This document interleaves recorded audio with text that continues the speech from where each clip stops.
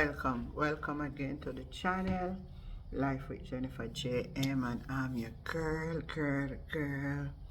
I'm your girl, Auntie Jenny. Tell me if you don't love me ear style. Yeah. Anyway, my viewers, my friend, and my subscribers. You see the Jamaica Labour Party? Them is nothing but a troublemaker. I'm glad to see that the PNP will come out and can explain. Look how much sitting Andrew say I'm going to do and I'm going to do. That never in the budget, you know. But them a give them future plan. Now Mark give future plan and them a come, oh, so you not get budget presentation. How you going to do your house? How you going to do this? How you going to do that? And they just go on and a carry on and a go on like, me never see nobody like this. Me never see nothing like this. So I'm glad Mark come out with him plan and I explain how he's going to do him housing plan, which a lot of people is loving the housing plan. A lot of young people love the housing plan. The housing plan is a good. It's a good thing. Take a listen to Marky G. Well, we've been giving that a lot of thought today, and well, some ideas. First of all, we want to establish within the NHT a fund to assist young people to get their deposit. Because a lot of time, the hard part is you have to have the deposit. Whether it be 10% or whatever the deposit is, it's not usually more than 10, but it's often up there, you know, and a lot of people just can't, because of the cost of living that they mentioned and how high it is and salaries being relatively low, they can't really save enough for the deposit to pay down on the house. So we want to establish a fund. We've said we're going to do that of $1 billion, where any young person who's been contributing to the NHT for at least 2 years would be entitled to a grant towards their deposit of $500,000. And that is something which has played well because people see the need for it. We also have, for persons who are informally employed, meaning that they don't have a job where the employer is, you know, making payroll deductions and so on, and they don't have a pay slip.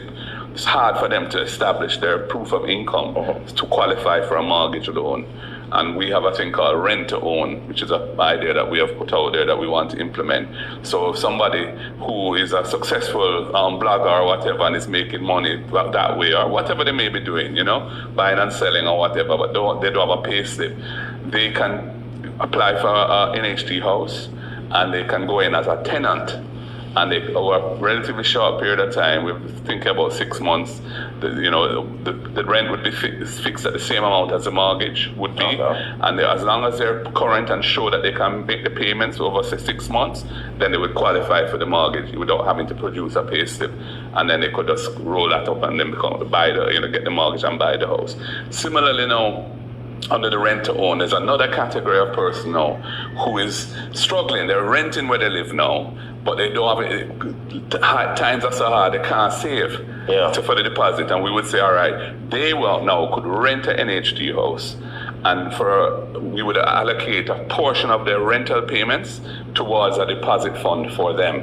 So part of the rent would go, a good chunk of it would go into that rent account. And once the rent account equals the deposit that they need to pay, then they can draw down the mortgage and become the owner. So we're thinking about these things. We also want to over the last 12 years, $11.4 billion has been taken out of the NHT every year towards the budget, and it has really depleted the NHT of its cash resources and made it difficult for them to do the kind of transformational development of housing, affordable housing in particular, that really was the mandate for which they were established back in the 1970s under my command. So we want to recapitalize the NHT with lands, public lands that are suitable for housing, and then they can develop those lands in affordable housing solutions and sell them. And we are not going to charge the purchaser of the house for the land portion of it. We're going to exclude that from the price, which means if instead of an affordable house, say, costing $14 million, it may cost 11 or so, you know, that kind of range based on our calculations. So that will immediately do two things. So one, it will make the house more affordable especially for young professionals or persons who are just getting started in the home ownership game. And secondly, when they buy it, they will immediately have some equity in it because they would have got the house without having had to pay for the land portion of the value, and that would be a benefit to them, and they can now, use that in the future as part of their asset base and their own personal and family wealth. So these are some of the ideas that we have.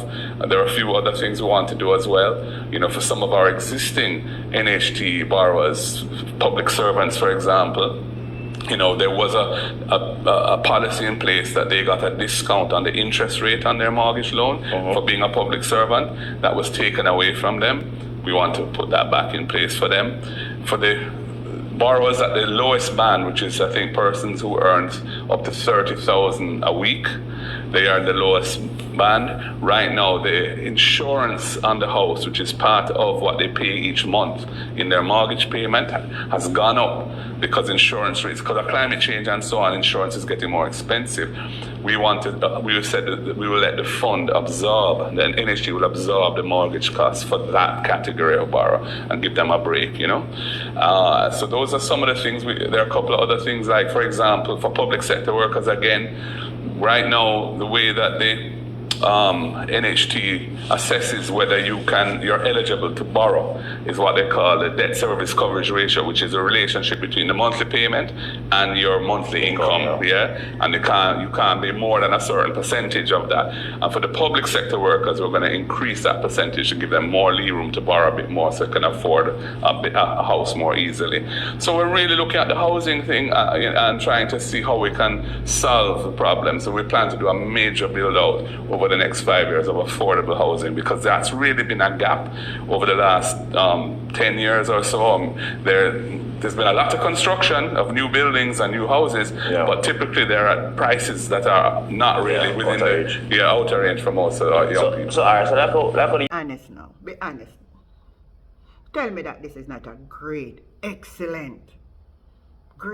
excellent proposal or intent for the young people. Yes, house a be like you have 30 million. We ever get money for buy them. So I'm going to rich, shiny, and the people that in their country have make money can buy them the house. The man we out there push a hand cart and out there every day in the sun and the rain and hustle. Him can't go get a good decent house, So man can look out for them, the people too. Who don't have no pay stud. But if they can put some money in our investment part for their housing, what better on want?